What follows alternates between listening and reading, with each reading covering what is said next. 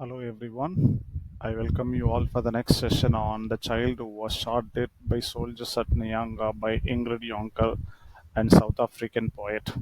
This particular poem deals with taken from the historical context of apartheid era which shook the country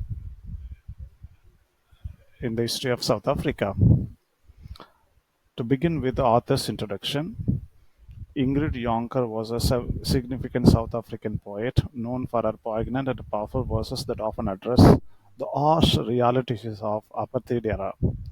One of the founders of modern African literature, her work reflects deep emotional resonance and a fierce commitment to social justice.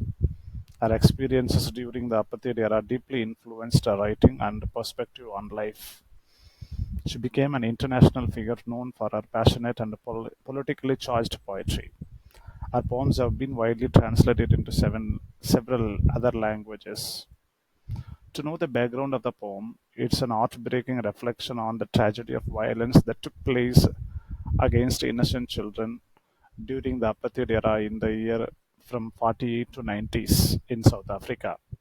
It was written in 1963 after her visit to the police station at Nyanga to see the body of the child who had been shot dead by the police at Nyanga, Cape Town.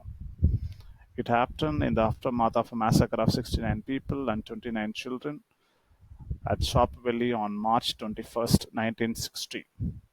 About 7,000 black protesters and 249 victims and 180 injured during the protest.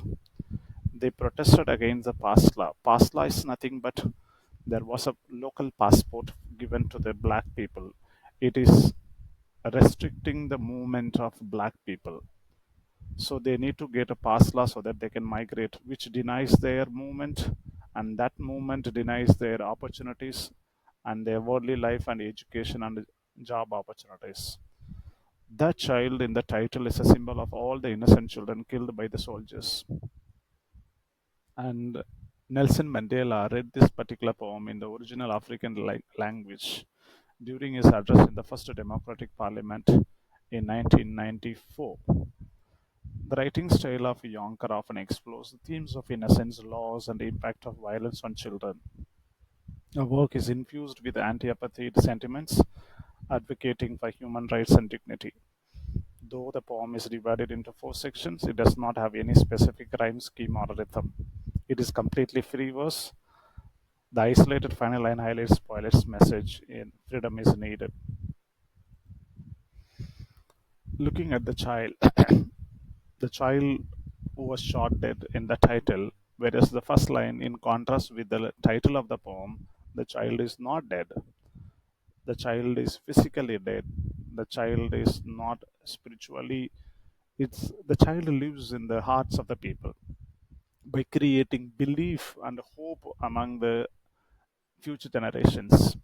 The child raises his fist against a mother who screams Africa, screams the smell of freedom and the heather in the locations of the heart under the siege. Raising the fist against it's a symbol of a violence. Why? In the past, mothers, elders, they were not against this kind of a unjust discriminations. They were passive to this kind of a violences.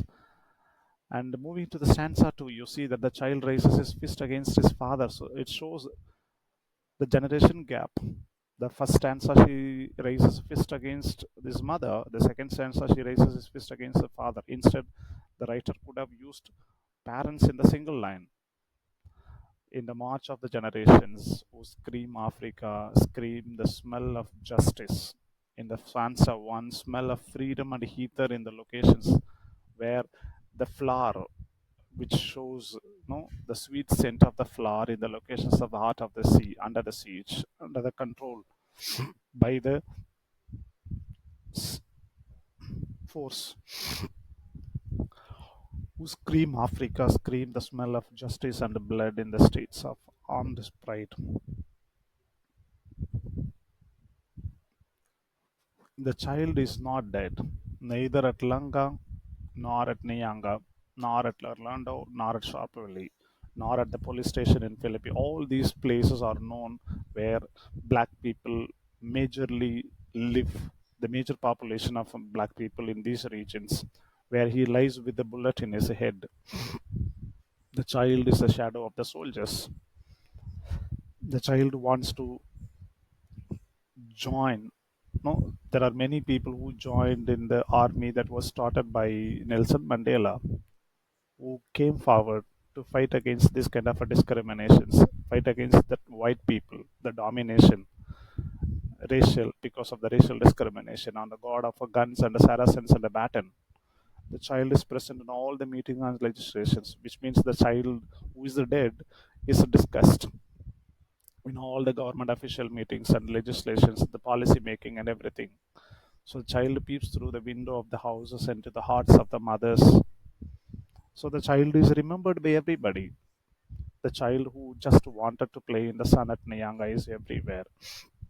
The child that chose innocent, and now it is presented everywhere. Everybody talks about it, and she becomes the instrument. She becomes the tool for liberation. And the child who became a man trucks through all of Africa. Here, the growth of people, the child who became a man, that kind of a courage, spirit, and walks through all of Africa, which means they are liberated. They have a freedom. They can go to any place in Africa. And the child who became the giant travels throughout the world, whole world. It is not only Africa. The people migrate to other countries without a pass, which means without any passport, without any legal document that they can carry. Right? That shows a kind of a confidence created by Ingrid Yonker in the poem. Thank you.